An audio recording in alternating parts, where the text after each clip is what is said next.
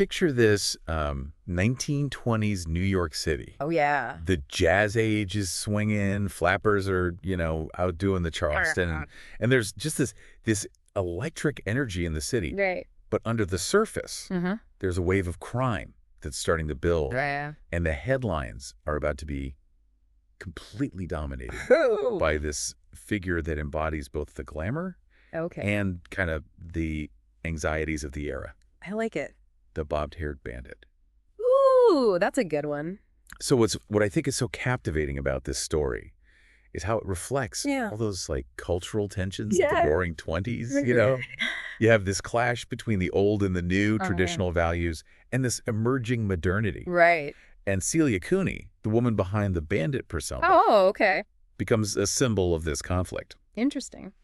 We're going to dive deep into Celia's story, using a pretty fascinating collection of sources for this deep dive. Okay, cool. We've got, newspaper articles from the time. We've got firsthand accounts that give us a glimpse into her life. That's amazing. And we even have court transcripts that reveal how her case played out. Wow, so we've got a lot to go on. Yeah, so let's uncover why she became such a sensation. Yeah. And what her story tells us about the era itself. Great, I'm excited. So think about New York City in 1924. Okay. It's a time of, economic uncertainty. Right. Prohibition is fueling a rise in organized crime. Of course. And the police are just struggling to maintain control. Oh, I bet. Then you have this young woman, Celia Cooney, who starts robbing stores with her husband, Ed. Gotcha. And what makes their crimes so intriguing, right, is they initially avoid violence. Interesting. They're surprisingly successful. Oh, wow. And Celia's appearance Okay. becomes a key part of the story. Oh, that's so interesting how that happens. Yeah. So the newspapers were obsessed with her bobbed hair and her fashionable attire. Right, right. And remember, this was a time when bobbed hair was considered quite daring by a lot of people. Yeah, for sure. It was seen as like rejecting traditional femininity. Right. And embracing kind of, the flapper movement and the changing roles of women. Exactly. And that's why the media dubbed her the bob-haired bandit. Oh. It wasn't just about her crimes. It was about, what she represented. Okay. This seemingly harmless young woman with a fashionable bob was challenging the established order. Yeah. And that really tapped into, a deep well of societal anxiety. Oh, I bet. And that media frenzy just kept intensifying. Yeah. As the robberies continued, Celia and Ed started targeting bigger businesses. Oh, wow. And the sums they were stealing grew larger. Getting bolder. But what really captured the public's imagination were the notes that Celia started leaving for the police. Oh, interesting. Yeah, these notes were audacious, witty, and sometimes even mocking. Wow. They reveal a really sharp intelligence and a very defiant personality. Okay. In one note, she even criticized the police. Oh, really? For focusing on her, while, quote, real criminals were getting away with bigger crimes. Oh, that's a good point. There's this quote from one of the notes that I found particularly striking. Okay. She wrote, "You're so busy chasing shadows you can't see the real crooks." It almost suggests a Robin Hood complex, don't you think? Yeah, I mean, there's definitely a sense of for her, trying to justify her actions. Right. Portray herself as, this folk hero. Yeah. And the media, I don't know if it was intentional or not, but they kind of played into this narrative. Yeah. They published her notes, they highlighted her wit and daring, and they even, poked fun at the police's inability to catch her. Totally. It must have been incredibly frustrating for the police. Oh, I can imagine. Imagine the pressure they were under. Yeah. A female bandit outsmarting them. Right. The press turning it into this public spectacle. Totally. And the public starting to question their competence. Yeah, I bet.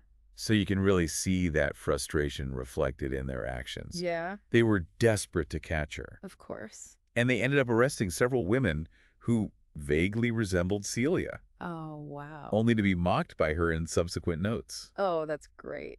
It's almost like she was playing a game with them. Yeah. Using the media to taunt and manipulate them. For sure. She even sent a note claiming she'd been standing right next to a police officer after a robbery. No way. And he hadn't recognized her. That's hilarious. It's a fascinating example of how, a criminal can control the narrative. Totally. Using the media to their advantage. For sure. It really raises questions about the media's role in shaping public perception. Yeah. were they simply reporting the facts, or were they inadvertently, you know, glamorizing Celia and her crimes? That's a really interesting question. And as the robberies continued, Celia and Ed's ambitions grew. They were no longer content with, like, small-time heists. Yeah. They were looking for a bigger score. Right. And that ambition Yeah. would lead them to a fateful decision. Uh-oh. The attempted robbery of the National Biscuit Company payroll department. Ooh, big leagues. Yeah. The Nabisco heist was, like, a turning point in this whole bobbed-haired bandit saga. Yeah. Up to this point, Uh-huh. their crimes had been pretty, you know, nonviolent. Right. Almost whimsical, like, you know, a Kind of, yeah. a fun, charming kind of a thing. Yeah. But this robbery was different. Oh, yeah. It was a bold move Yeah. targeting this big corporation. Yeah.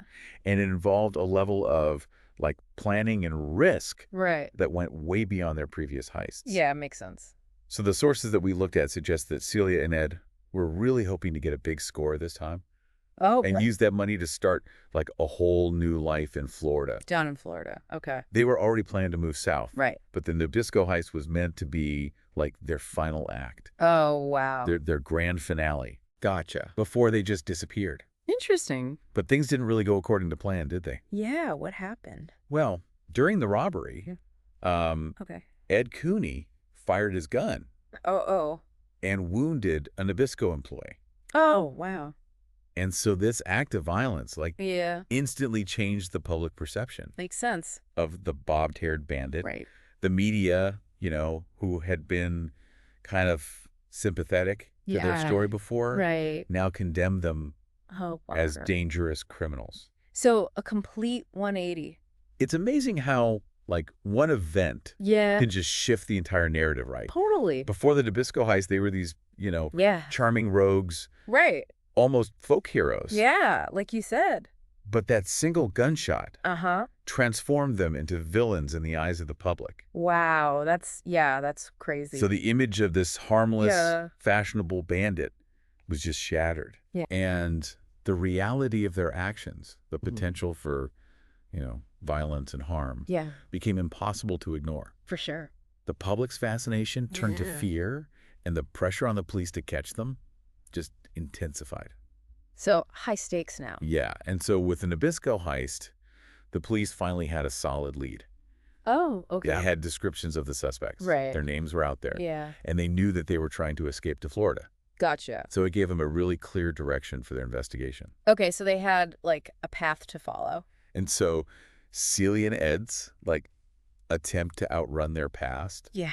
was kind of doomed from the start. Oh no. Their faces were plastered all over the newspapers up and down the East Coast. Oh wow. Everyone was talking about them. Yeah. And law enforcement was tracking their every move. Right. It was only a matter of time before they were caught. Yeah. They couldn't hide forever. And sure enough, they were apprehended just a few weeks later Okay. in Jacksonville, Florida. Wow. So they made it down there.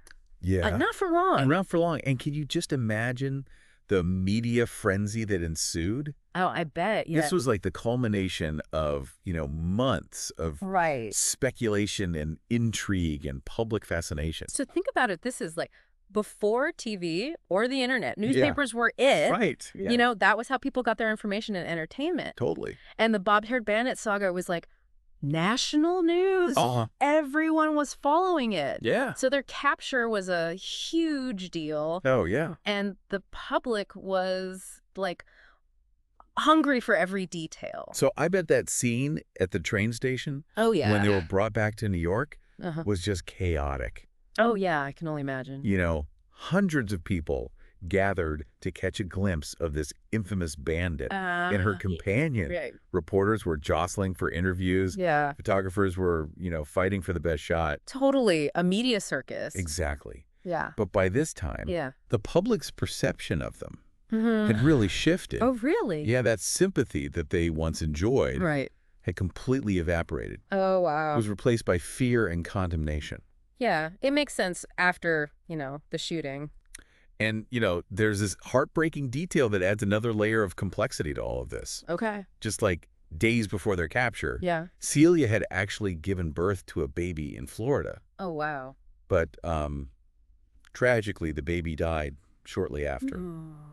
That's so sad. And this event really raises questions about, Celia's motivations, and the choices that she made. For sure. Because she'd claimed that, her crimes were driven by this desire to provide for her child, to give them a better life. Right. But in the end, she lost the child anyway. Yeah. Under, incredibly difficult circumstances. Wow. That's really tough. It makes you wonder about, the true nature of her character. Yeah, what was she really after? Right. Was she just, like a desperate mother trying to survive? Right. Or was there, this deeper psychological drive at play? Yeah. Was she seeking notoriety, power, or maybe, a way to rebel against the constraints of her life? Those are really interesting questions. And those are the questions that those court-ordered psychological evaluations really try to answer. Okay. But even those reports, when you read them, offer these conflicting portrayals of Celia. Oh, interesting. Yeah, some sources, including her husband Ed,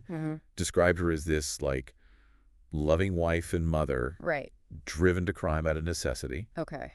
But then others paint her as this manipulative and thrill-seeking individual. Wow.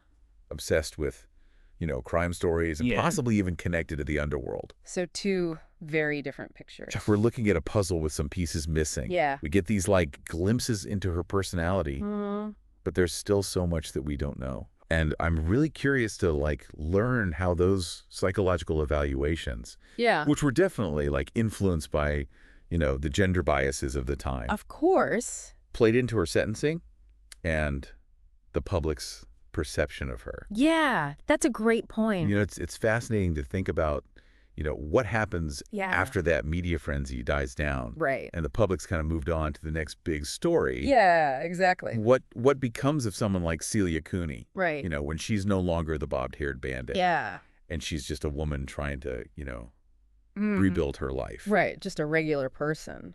So in this case, that transition back to, normal life, quote unquote, wasn't easy for either Celia or Ed. Okay. They each served 7 years of their 10-year sentences. Okay. And were granted parole in 1931. So they got out early. They did, but re-entering society after being at the center of such a notorious case came with some unique challenges. For sure. And especially for Ed. Yeah, how so? Well, we can't forget that he suffered that really serious accident while working in the prison machine shop, which resulted in the amputation of his arm. Oh, wow, that's awful. And just imagine trying to find, employment back in the 1930s with a disability like that. Yeah, that must have been incredibly difficult. It must have been. Yeah. And tragically, that, wasn't the end of his hardships. Oh, no. What else happened?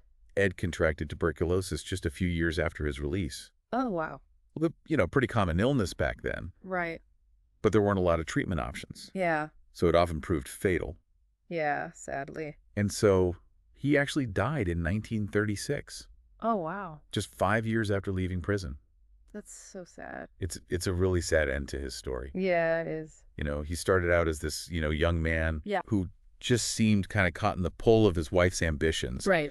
Then he became a convicted felon. Suffered this, life-altering injury. Right. And ultimately succumbed to disease. Yeah, it's like a Greek tragedy. Yeah, and it really underscores how crime, affects not just the victims, but the perpetrators and everyone who's connected to them. Totally. Yeah. It's a reminder that actions have consequences. Right. And those consequences kind of ripple outward. Totally. And so for Celia, those consequences meant trying to forge this new path while still carrying, the weight of her past. Yeah. So did she manage to move forward? Yeah. Or was she forever defined by her time as the bob-haired bandit? It seems like she was able to create, a new life for herself. Oh, okay. But I'm sure it wasn't without its struggles. Right. So after her release, she worked as a typist, and she actually ended up remarrying. Oh, wow. In the mid-1940s. Okay. And she chose to relocate to Florida. Okay. Maybe seeking, a fresh start. Right. Makes sense. A place where she could kind of escape the notoriety of her past. Yeah, get away from it all. And I mean, after that media storm that surrounded her, Yeah. who could blame her for wanting, Right. a quiet and anonymous existence? Totally. And it seems like she largely achieved that. Oh, okay. Celia lived a pretty low-profile life from that point on. Good for her. And she died in 1992. Oh, wow. So she lived a long life. Yeah, at the age of 88. Yeah. And while she granted like one interview in 1979, Okay. she never like publicly spoke about her time Right. as the bob-haired bandit. Interesting. So she kept it all to herself. Yeah, and it's intriguing to like consider Yeah. what she thought about all those years later. Right. Did she regret her actions? Yeah. Was she like haunted by the fear that she instilled in people or the risks that she took? Yeah, or how she was portrayed. Did she ever think about like how she was portrayed in the media? Right. As a mastermind by some and a desperate mother by others. Exactly, but we can only speculate Yeah, unfortunately. because those thoughts remained her own. Yeah, that's true. So Celia Cooney's story Yeah. gives us this like really fascinating glimpse into this, really turbulent era, this time of like societal shifts and evolving gender roles and the media's, growing influence. That's a great point. But I think beyond like the historical context, Yeah. it reminds us that behind every headline, Right.